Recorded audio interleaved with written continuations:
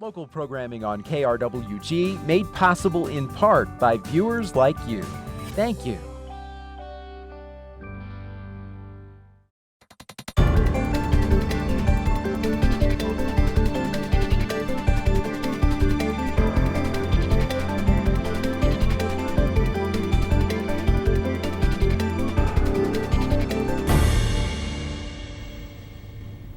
Every election, political experts tell us young voters could be the decisive factor in the presidential race if they would turn out to vote in numbers equal to older age groups.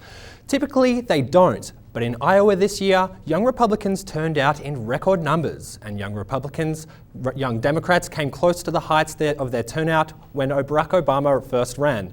I'm Simon Thompson. On Issues and Answers this evening, we'll be taking a look at the college vote, what issues are important to young people, and how more millennials could be engaged to vote. Joining us on the panel discussion is David Moreno with the NMSU College Democrats, Connor Gordon with the Young Americans for Liberty, Dyer-Paz with the Political Awareness Club at New Mexico State University, and Aaron Holloway with the College Democrats. Thanks for joining us.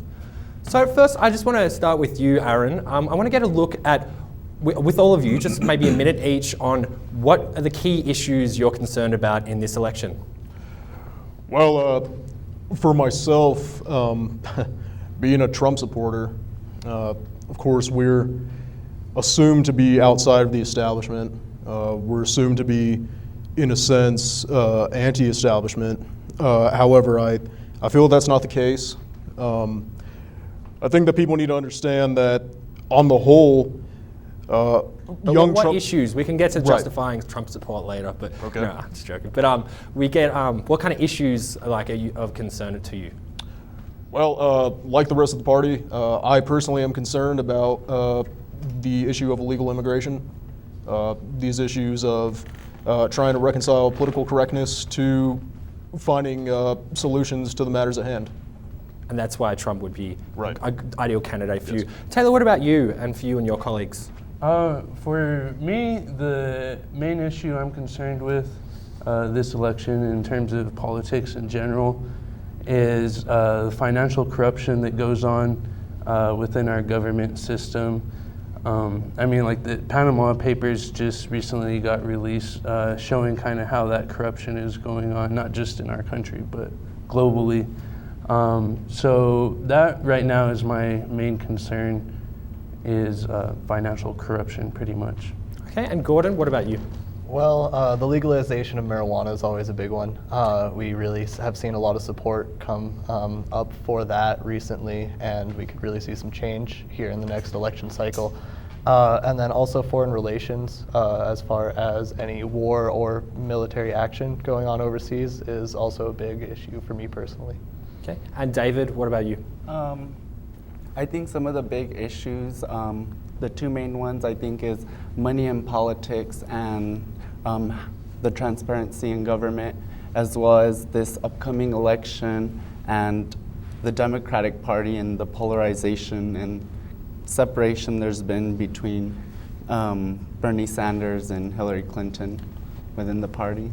Interesting, and that's what I want to touch on first. I do want to get a concept of audience members' main issues they're concerned with this election. But before that, I kind of want to get a concept, starting with you, David. You know, we're in a situation or a political presidential race that where we have two popular anti-establishment candidates.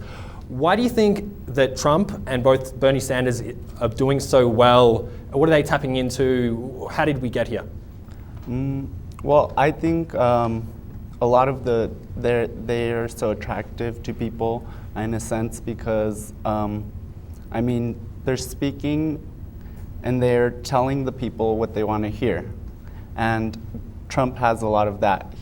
And in a sense, he uses people's anger and he's using that to try to become popular. So I think it kind of comes back down to more or less just using the issues and sense, and rather than being more pragmatist, being more like what can be done. But also I think that it could also have a bad effect since voters can get so attracted to this. What about in individual. terms of Sanders, obviously, because you're a Sanders, Democrat, yeah. and then Aaron Well, would I like to think, jump to Trump. for example, Bernie Sanders is a very attractive candidate to young people. And so a lot of young people are really interested in Bernie Sanders. But on the contrary, Hillary Clinton is an establishment candidate who's considered more pragmatist, and she has more support from the party themselves. But I think the negative side of that is with young voters, they can be so, they can like Bernie Sanders so much, but they hate Hillary Clinton in a sense.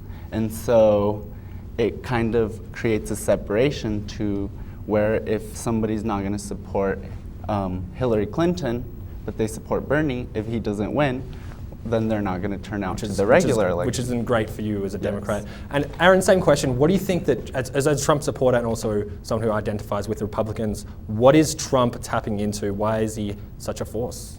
I think Trump, on the whole, is tapping back into that that nationalist spirit that so many other candidates have attempted to tap into. I think that he's really getting to the heart of that. Unfortunately, I think recently nationalism has been equated and assumed to be synonymous with racism or hate, or xenophobia, and that just simply isn't the case. And I believe that for a fringe candidate or somebody that's outside of the establishment, young voters are able to turn to that because I believe many young voters are disillusioned with the establishment on the whole. And so going back to like what he was saying, it is true. These candidates are alluring to young voters. Hopefully, if things don't turn out, they stick with their party. Interesting. I just want to, with you, just before I get to the next question, if you, audience members, if you do have a question, just if you come up to the mic, and then once you're there, I can kind of take your question. But I wanted to kind of follow up on both your responses. These are two candidates that have both really staked out their status as not being dependent on big money or super PACs. Bernie Sanders has kind of touted the fact that his donations have been very small, and then Trump has touted the fact that most of his financing has come from himself. How big of a factor do you think that is in their popularity, just that they're not beholden to bigger corporations, bigger donors, lobbying, that kind of thing? I recently saw a bumper sticker that said, "Billionaires can't buy Bernie," and I thought that was interesting. I think that really does speak to the heart of the matter as far as this is concerned. Trump has made a huge point about that, saying, on stage, I've bought Hillary, I've bought X candidate and Y candidate, all these people in the past. I have money. I mean, in our system, you don't need to be politically savvy. You don't need to be a out of the womb politician. As long as you have money and a loud voice, you can get pretty far. And I think that's an interesting phenomenon. Did any of you had anything to add on that, Taylor? I just think that is a big reason for both of their popularity is they're not riding off of big donations from large corporations. I think that's one of the things that Hillary Clinton has as a downside to her campaign is that so much of her money comes from these big super PACs that are just funneling tons and tons of money in it. I think the American people want to see money and politics begin to be separated and not coincide as much as they have in past elections. Is there anyone else on the panel that had something to add before I go to our audience member?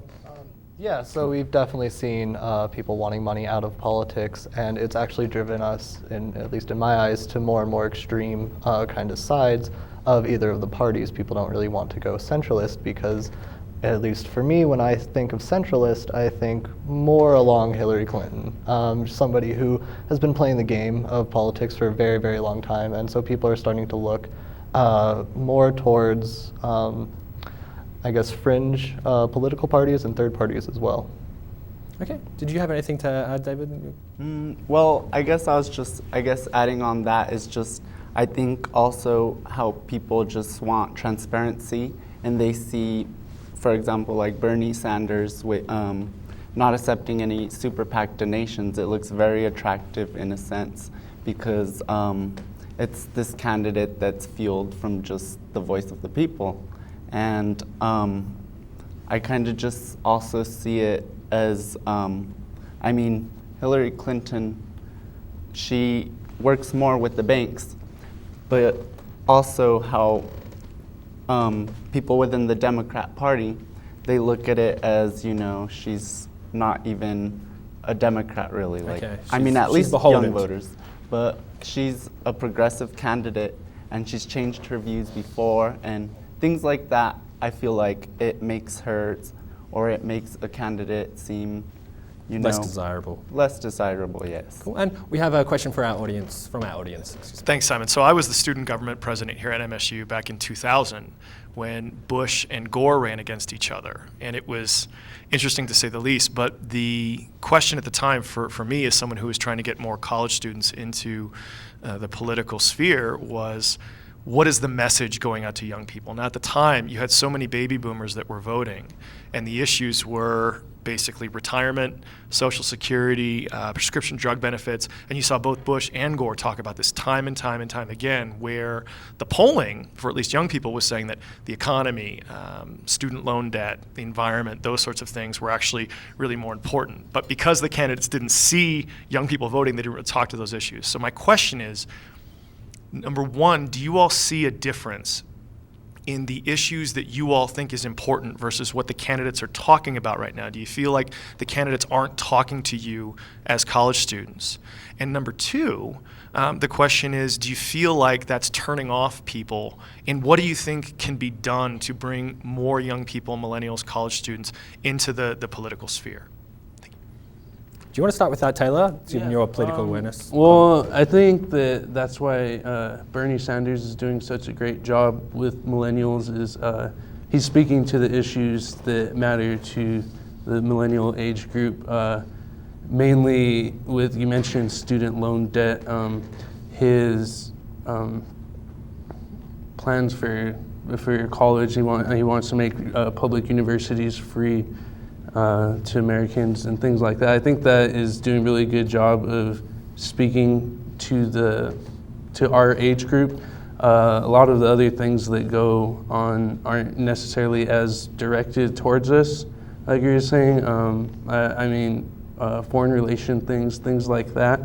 And I think when people, or especially a certain group of people, feels that they're not being spoken to directly, that's when they feel that they're not benefiting from the government, which prevents them from going out and voicing their opinion, voicing their vote, because they don't feel like they have somebody that is really truly speaking for what they care about. Could I direct the next kind of same question, but could you kind of answer it? You know, obviously Republicans are probably more stringent on voter ID laws and that kind of thing. How do you feel about in terms of like kind of engagement? That old joke, I guess, that the GOP is just full of old white men who, you know, dress badly and talk loud. I think it's true, quite frankly. I think that even in this election, if we're going to be talking about the issues that I hear talked about on campus, again, legalization of marijuana,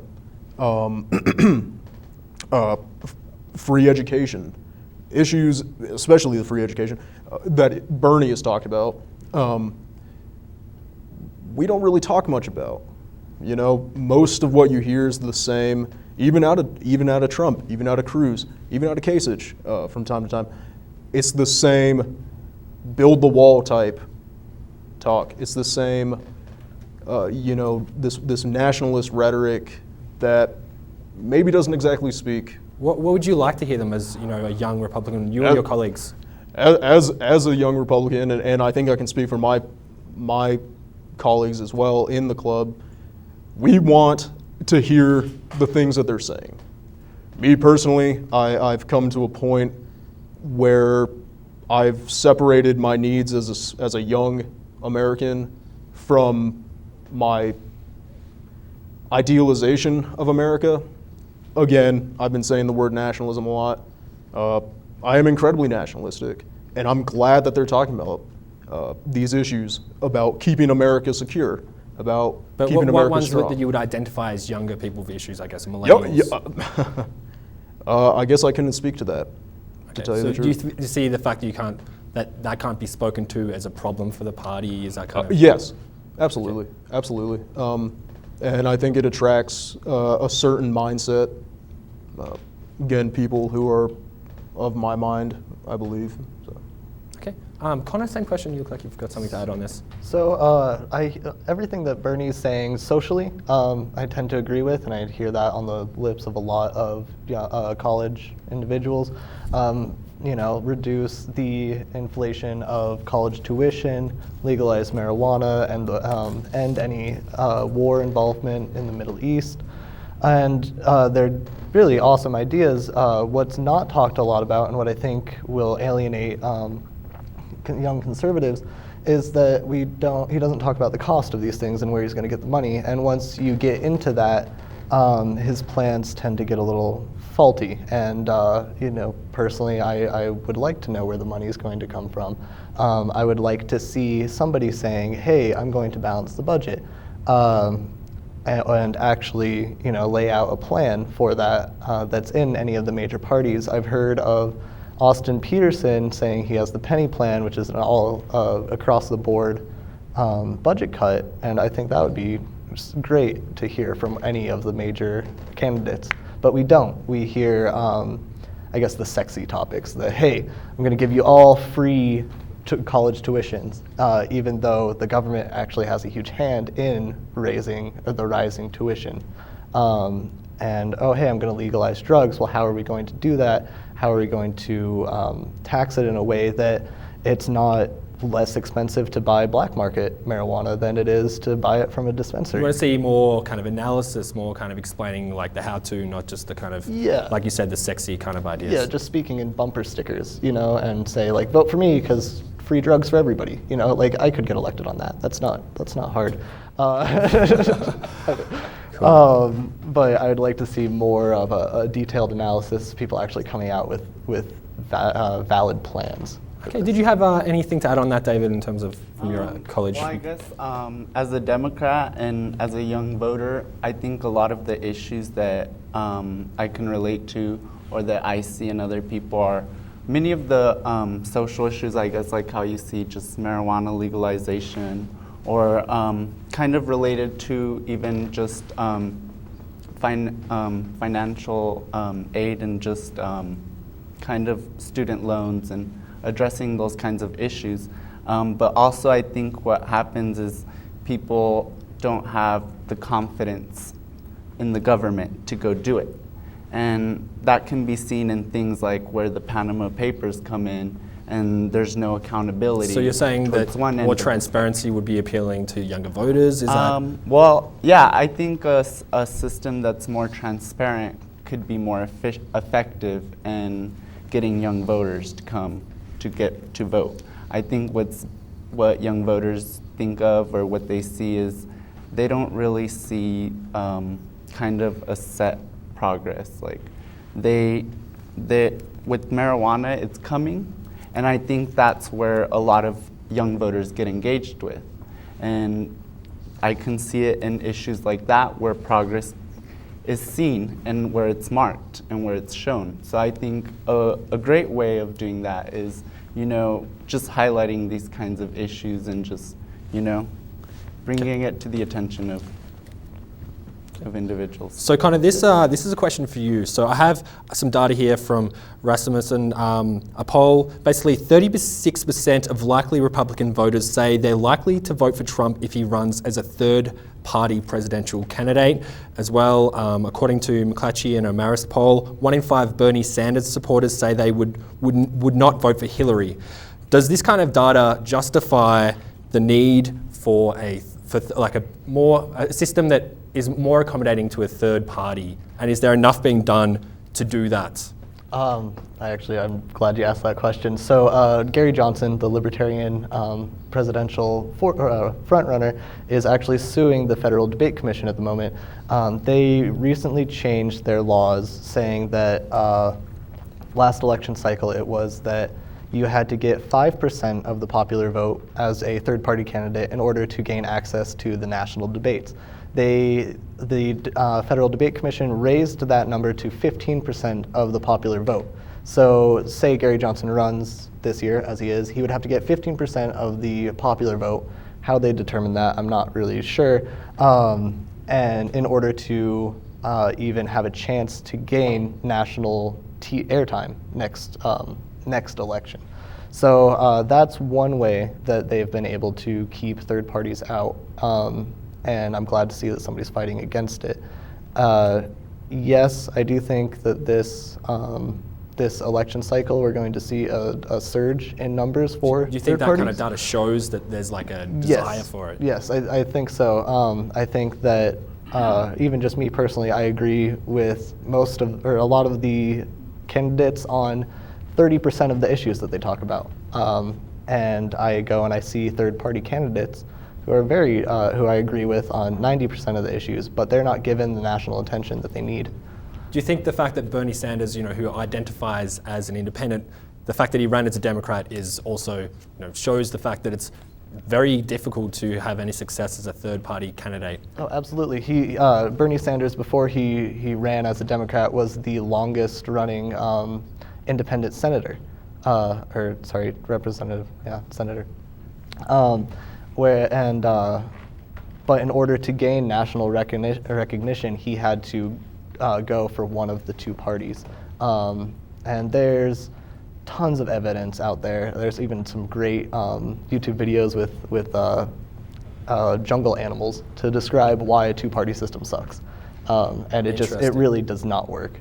Okay, and so I want to defer to you, Aaron. You're obviously you have a Trump badge on, I've noticed also. If Trump was a third-party candidate, would you vote for him? Yes, I think I would. As long as he did not change his positions, I would vote for him. He has changed. I don't know if abortion is a good example, where he changed it a couple of times in the same day. But as long as he can still say it and say it loud, I'll vote for him. And do you think that spells? Are there any ramifications that would have for the Republican Party? Yeah, absolutely. There's so much infighting in the Republican Party already. You have neocons and paleocons; they all hate each other. I think the Republican Party, I think the GOP as a whole is eroding itself from the inside, and so these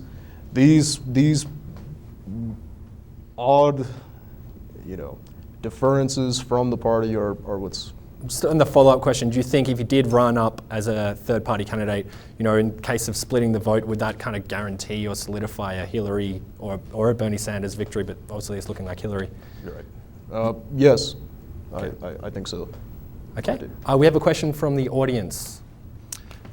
Yes, so I administer elections here locally, and I think this is a fascinating conversation about national politics, but I'm interested in what do you all think it would take to get students, younger people, more engaged in issues at a state level or even local municipal level. Marijuana decriminalization has been mentioned a lot here, almost in the context of this national debate, but there are efforts, at the state level to do that. And so I'm just curious if you think there are other issues or other ways to get youth engaged in local politics. Taylor, do you want to start with that one, given? Yeah, I think it's just a matter of people going out and engaging the students in the local politics, because I feel like a lot of young people these days have the feeling like if they can't see directly how something works or how it's affecting them, that it doesn't necessarily matter to them. And so I think if there was just more people out there kind of engaging younger people in these discussions, making them think about these types of things, I think that they might be more likely to go and voice their opinion when it comes to local things. Because I think a lot of the people, all the media attention is on the federal elections. That's all they talk about in the news, so that's all that people see.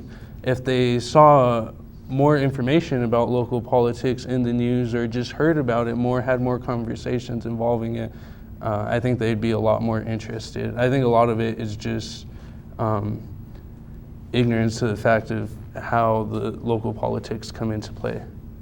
Did anyone have on the panel have anything else to add on that kind of question? Yeah, go for it, Connor. I definitely think that if we want people to get involved locally, you need to show them how it is actually more important at a local level to vote, because your vote has more of an impact at that point. TK Coleman, who was a speaker at the Students for Liberty conference that we had last October, he actually gave a great analogy. He said that the American people have been brainwashed into thinking that you get one chance every 4 years to make a difference in the direction the state's going. And he likened that to allowing his wife to choose where they went to dinner once every 4 years, and how she was going to be very grateful for that.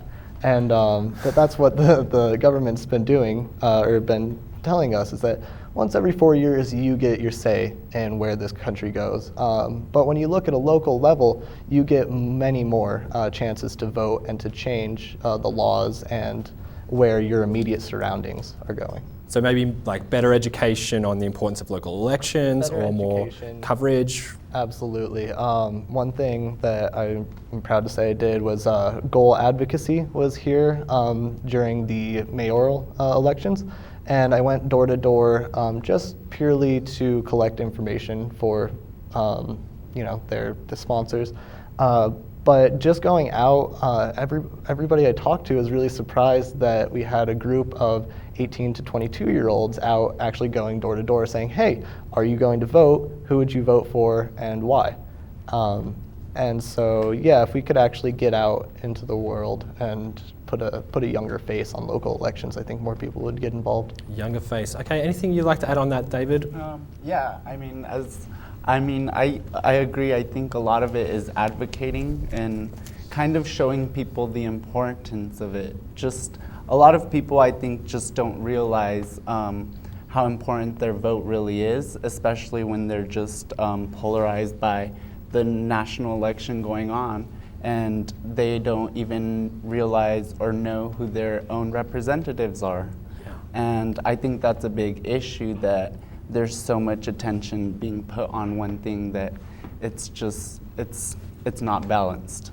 And so I think a lot of it is, advocating to the local level and to our local politicians and putting them in the things they do, and going out and doing things. Okay. Aaron, anything you'd like to add before I move on to the next question or next topic? Well, the thing is, I think it's tough to show people in a college town, especially, that their vote is important and that they need to be involved in local elections. So many of these people aren't natives of this community. I don't have the answer, but how do you tell people that this is applicable and this should be salient? Okay, so I want to kind of flip focus. We've talked about this dysfunction or these kind of anti-establishment, concerning candidates, or candidates that are certainly less conventional than what you would have predicted maybe even just a year ago. There is some silver lining to this kind of dysfunction for people in media. I've got a quote from the CBS CEO, Leslie Moonves, who said, Trump's candidacy has been a massive economic benefit with revenues. Quote, it may not be good for America, but it's damn good for CBS. So I want you to look at that comment. I want to play a roll-in from Obama, who kind of made a comment on the state of the media, and then we'll follow up with some questions from there, if we could get that roll-in from Obama. A job well done is about more than just handing someone a microphone. But it's to probe and to question and to dig deeper and to demand more. The electorate would be better served if that happened. It would be better served if billions of dollars in free media came with serious accountability, especially when politicians issue unworkable plans or make promises they can't keep. And there are reporters here who know they can't keep them. I know that's a shocking concept, that politicians would do that. But without a press that asks tough questions, voters take them at their word.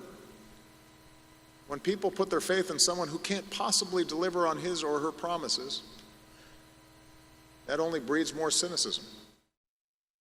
Okay, so I want to get a concept of to what extent is the media responsible for the state of the political race? I think that they play a big key role, especially this year. I think that the political race this year, or at least the presidential one, has been more of like a soap opera than a presidential race.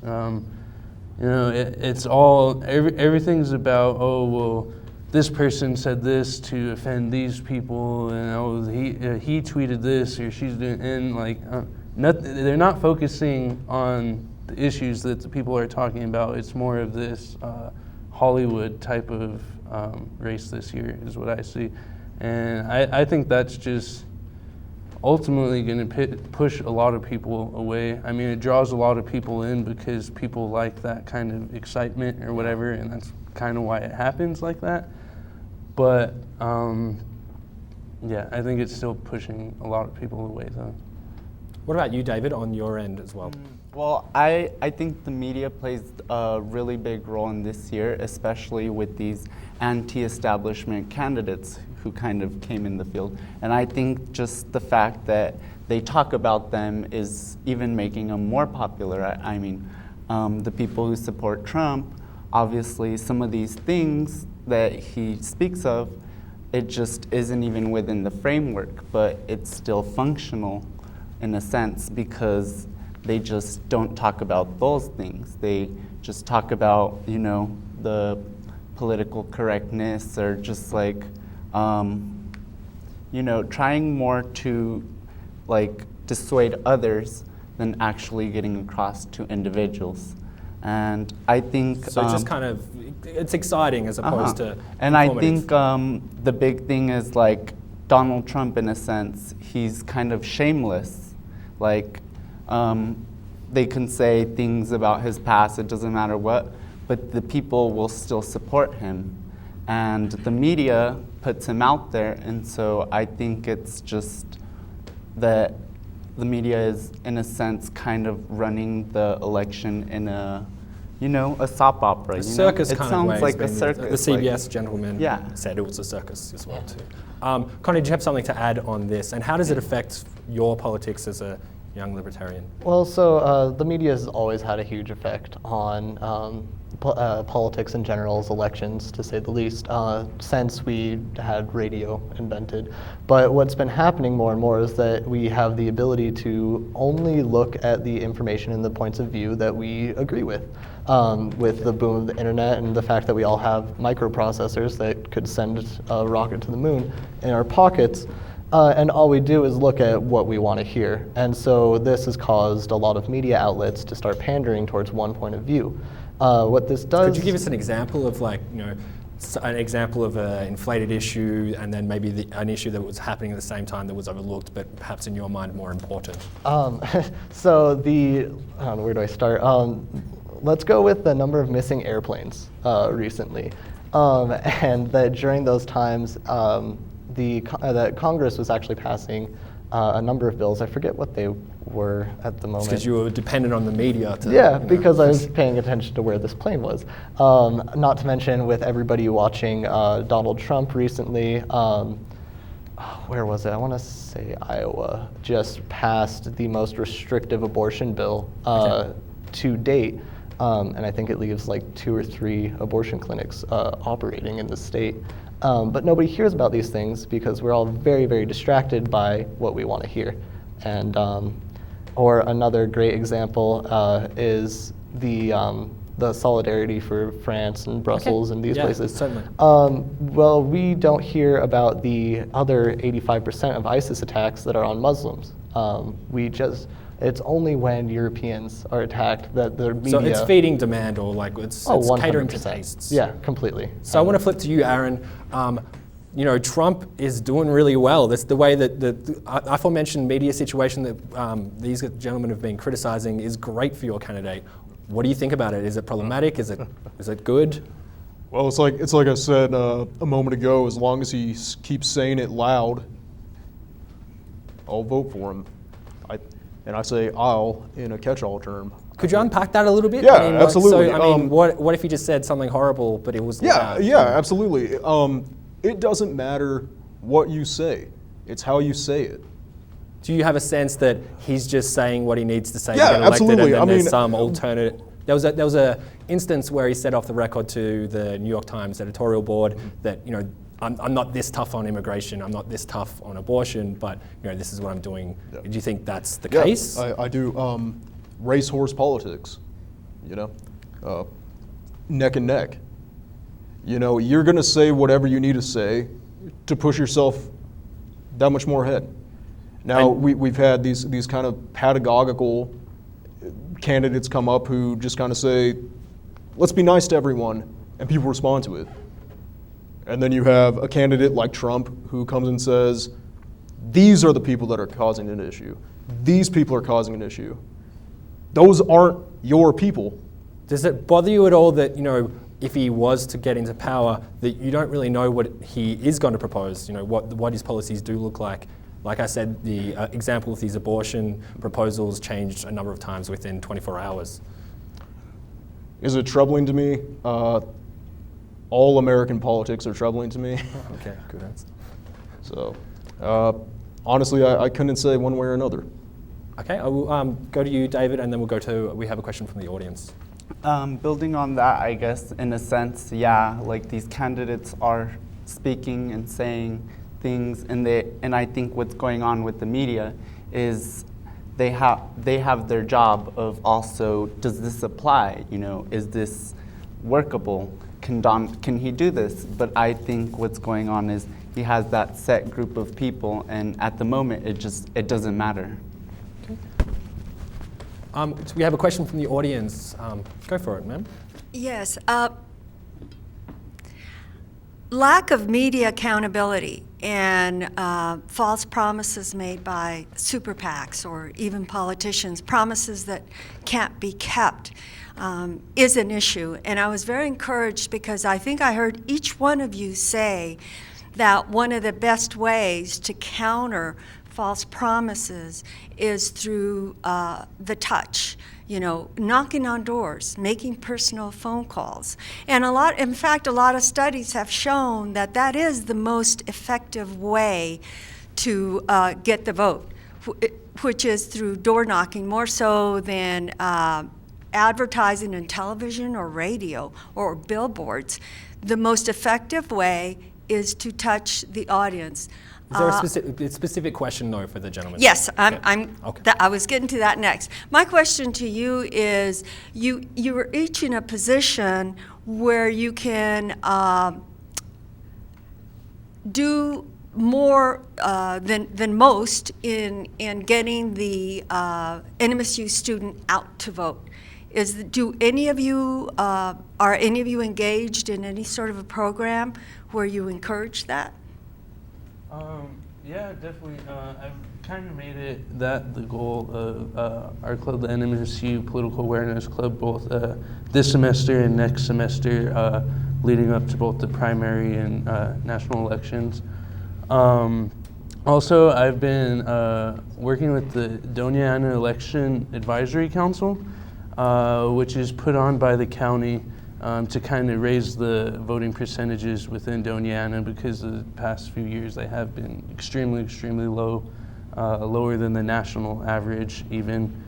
And they've been really excited to have someone, a student, to be able to work with to reach out to the college campus with that, because that is a big part of where the non-voting percentage comes, is college students. Aaron, did you, David and Connor, you've kind of spoken in part about your roles, kind of knocking on doors and that kind of thing, engagement. What about you, Aaron? Have you done much of that, or in terms of the young Republicans in the area? Well, here's the thing. Up until now, and just to add, how hard is it to do that as a Trump supporter? it's tough. Up until now, the college Republicans have essentially been defunct. We haven't had any members. Dwindled. They're gone. drumming up support is tough when you say things that a lot of people don't agree with or that they're offended by. You know, young people in general seem to take a more liberal slant on issues. That's fine. I believe it was Churchill who said, if a young man isn't liberal in their youth, or if a man is not liberal in their youth, then they're doomed to be a liberal in old age. And I know that with getting the club back together and doing our best to show people that we're still here, we're going to be doing our best to get people involved. Okay, that's interesting. I've got a roll-in that I want to show. I've got to kind of want to get a concept of, you know, following up on what you just said about the Republican Party's future relevance. So I have a roll-in and a quote from Senator Lindsey Graham about the state of the Republican Party and his concerns in terms of their feasibility as an electable party in the future. If we could get that roll-in. The only thing I can say is that the only way we lose this election is to nominate somebody that cannot grow the party's vote among minorities, young women, and the coalitions we need to win. If you nominate Trump and Cruz, I think you get the same outcome. You know, whether it's death by being shot or poisoning, does it really matter? I don't think the outcome will be substantially different. So what do you have, like, in terms of, is there any particular group you're concerned about? You know, obviously, you know, women, minorities, younger voters, as you mentioned. What's the plan of attack or strategic move here? I don't know, because for those three groups, you can see just how they've been alienated in one way or another. Women's health, the idea of these very harsh laws against abortion, or those who perform abortions. Trump's statement that you brought up about saying women should be punished for illegal abortions, and then saying, well, actually the doctor should be punished for the abortion. Then you see the young voters. The GOP or the establishment parties in general have done a good enough job of kind of kicking those people out and saying, we cater to the old white men. And as far as the Hispanics in the country, they probably won't vote Trump. They probably won't even vote Cruz. But I think that I know for myself, being a Hispanic myself, that there comes that point when you start weighing your loyalty to your country or to your ethnicity. You know, which do you hold in higher regard? I think when we go to the idea of illegal immigration, it's not. Trump and Cruz also has an incredibly strong anti-illegal immigration policy. And anti-abortion too. And anti-abortion. We don't talk about it. Again, it's how you say it. Were he saying it loud and angrily, I think people would pay attention. But I think what needs to be understood is that the Hispanics that do vote Republican and do vote on those issues and for those issues will undoubtedly do so because they want to get the people out that they feel give them as Hispanic Americans a bad name. So, is there any kind of like prospect of that being softened, or any prospect, hope you have? Would Rubio been a good antidote, being young, Hispanic, bit more liberal on immigration, at least comparatively? I'm anti-illegal immigration. I take a very hardline stance on immigration. Rubio was an establishment guy, and the GOP loved him for it because he was able to take these very moderate, center-of-the-road views. I personally don't think that's what we need, and I think time will tell if it's softened or not. Going back to the kind of things that have been said, I think that once a person's in office, it's helter-skelter. They can do whatever they please. Because it doesn't matter. As long as they got in, they can say whatever they need to get in.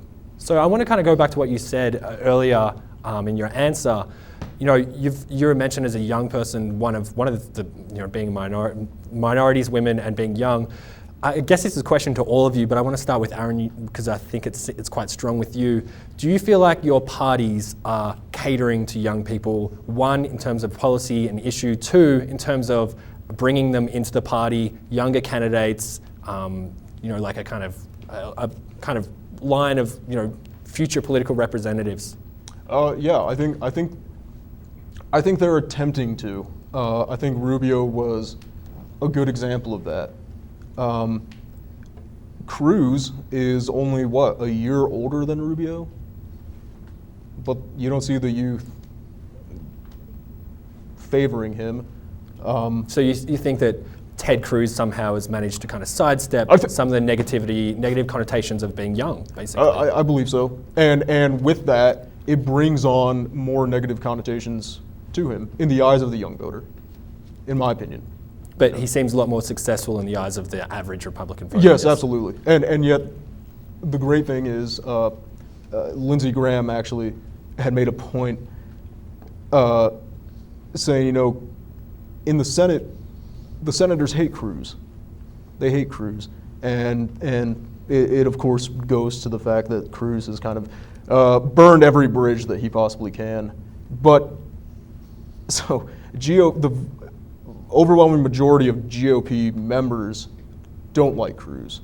But if we take it from an outsider's perspective, then yeah, absolutely. But the fact that most of the Republicans don't like Cruz, but he's doing better than Rubio or has done better, could that be quantified the fact that maybe young people aren't as palatable to the party on a larger scale? Right, yes, absolutely. So I want to defer to you, David. Same question. Do you feel like there's a mechanism, a pathway for younger people in the Democratic Party to kind of have success and the issues represented as well as themselves being representatives? I think that a lot of young voters appeal more to the Democrat Party because, in a sense, the Republican Party is attempting to reach these people, but they aren't. Like on the issues of abortion, simply most women would just agree that would be pro-choice, and so that falls right there. Or in an issue like immigration, you could put your interest for nationalism, but a lot of people within these ethnicities, they have families, they have people who they know, and it's not helping. These are issues that they don't, that doesn't resonate to them. And so I think in a sense, I think what a lot of it is yes, just trying to appeal to those audiences and keeping their interest, and keeping it genuine. Because it's one thing to say that you support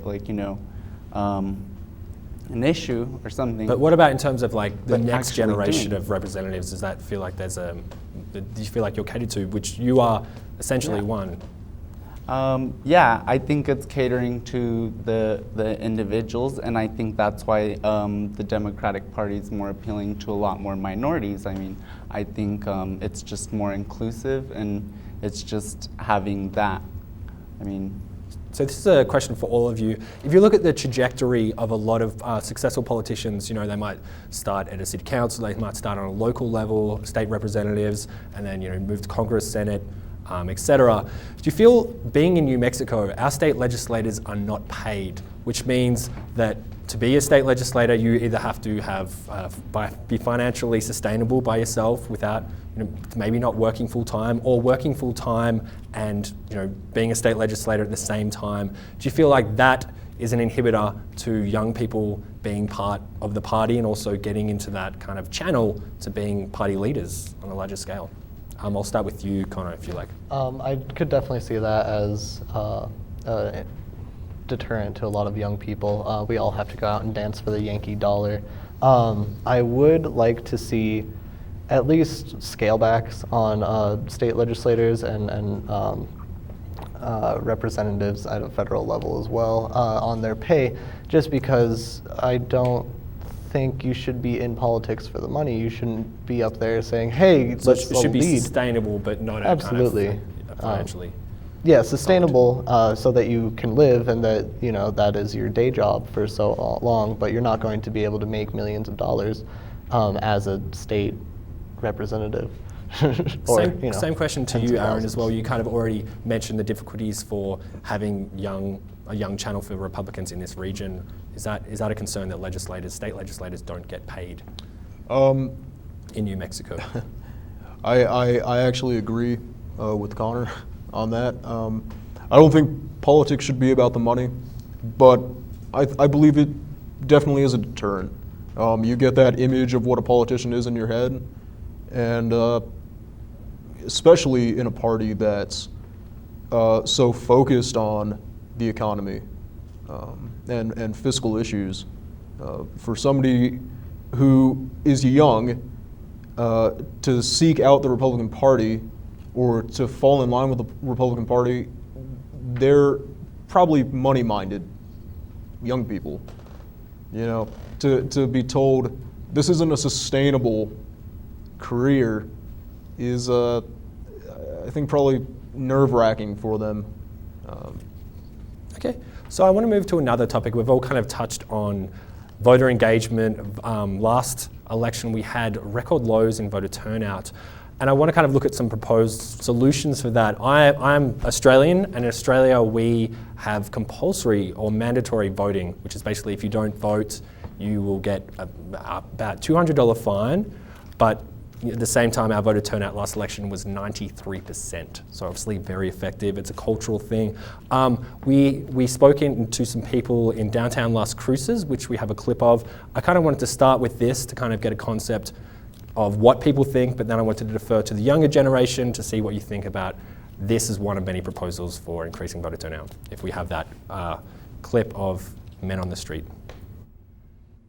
To force somebody to vote against their will. No. I think voting's a right, but I don't think you can demand that everyone vote. It's a privilege and a right in this country, but if people don't want to take advantage of that, I don't think you can force them. A lot of guys are just going to be checking something down that they don't even know what the heck it's about. So that'd be a bad deal for us in that area. People with religious reasons would be opposed to it. They'd probably be infringing on their freedom of being able to choose if they can vote or not. There is no question that you should not be forced to do it. Just like I don't believe they should be forced for smoking regulations or drinking regulations. There's certain things that I just don't believe that the government needs to be involved in. Why force people to vote, as I say, if there's no real choice? It wouldn't really solve the problem. People wouldn't believe in what they were voting for. So I want to start with you, Taylor, because obviously you're involved in political awareness and promoting getting people to turn out to vote with Doñana County. What do you think of this proposal? How would this impact? I mean, I think it's a good idea, and it's a good thing to try to do whatever you can to get as many people as you can to turn out to vote. I think that may be a little bit extreme, especially here. I don't know if that would really work out constitutionally. I mean, it's a good idea, definitely, but I think that we should go other ways about it. Another thing one of the people in the clip mentioned is that people wouldn't be believing what they were voting, and I think that would be a big part of the problem, is because a lot of the people that don't vote just aren't aware of the candidates and the issues and all that, so they would just essentially be going and putting a name down on a piece of paper that they have no knowledge about. So I don't know how much that would help the current situation with politics now, but I do definitely believe that there should be a lot done to try to push people to go out and vote more. Just I don't think it should be required. Okay. I think this would be a good one for you, Connor, given your libertarian kind of views. Well, would you feel about being forced to vote, required? Well, obviously, federally mandated anything is kind of a bad idea. I think that we've seen a low voter turnout not because people don't know how to vote or where to vote, but because they don't believe that the system works. They don't see any sort of change in their favor, even though they've been going out on the ground, grassroots kind of activism and trying to get people to vote, and people just don't see the system changing in a way that they see as favorable. So somebody can win the popular vote but still lose the electoral vote, or the electoral college vote. It's issues like that that we need to address in order to raise voter turnout. It's not that we need to just force everybody at gunpoint or, by your wallets to go to the polls. We need to address the underlying issues, not just the symptoms. Could I kind of draw a parallel here? Do you kind of see the point of, you could say the same thing about wearing a seatbelt, but that's protecting your life. But some might argue that protecting democracy or making sure that everyone's voice is heard is as important. Do you feel like, maybe to you, Taylor, that there's some credence to that, I guess, in terms of votes? And that's what I was saying too. It definitely, anything that's trying to get more people involved and like you said, try to save democracy, have the people's voice matter more. Anything like that is definitely a good idea. It's just, I just don't know how well it would work out in this country. Okay, we've got a little bit more time. David, anything you'd like to add on that? I guess, I think a lot of it lies within the accessibility to voting. And we can see that a lot in the way that, people won't go out and vote, but there are a lot of restraints that can or would prevent a person from voting. I think a lot of it is just people don't care enough to take the time out of their day. So if you can't do that, then it would likely be more productive to try to do things to make it more convenient. Okay, I'm going to stop you there. That's all we have time for. Thanks for joining us on KRWG's Issues and Answers, the college vote. I'm Simon Thompson.